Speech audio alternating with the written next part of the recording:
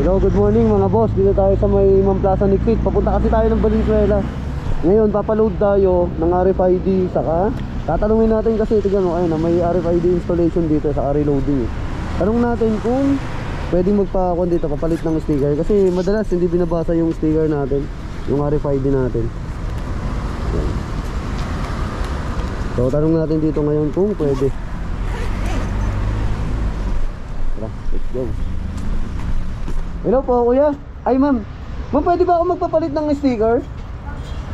O yan eh, hindi na binabasa, tagal na, last year pa.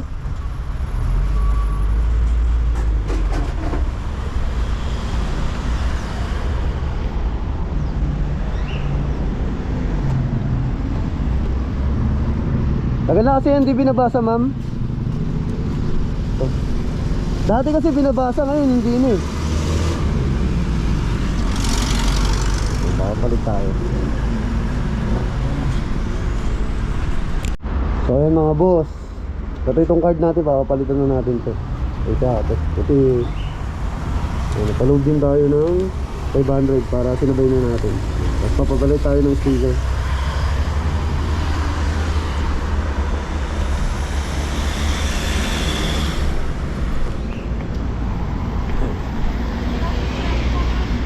Ma'am? May iwan kasi dito na adhesive.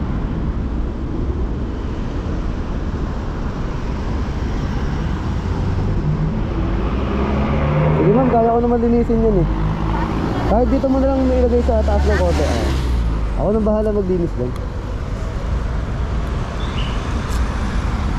Dito na lang sa may taas mo ilagay.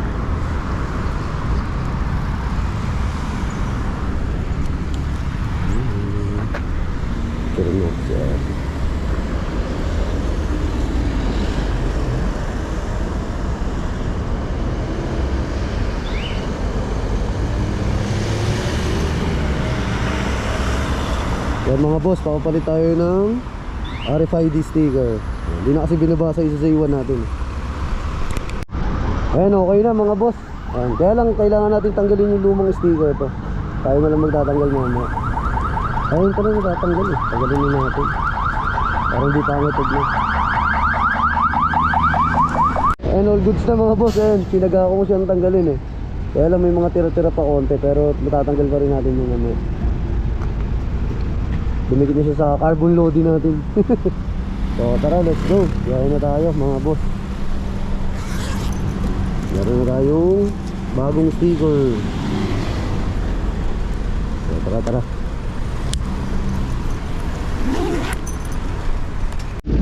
So tara, let's go mga boss. Biyahe na tayo. Pagpalit na tayo ng sticker ng RFID.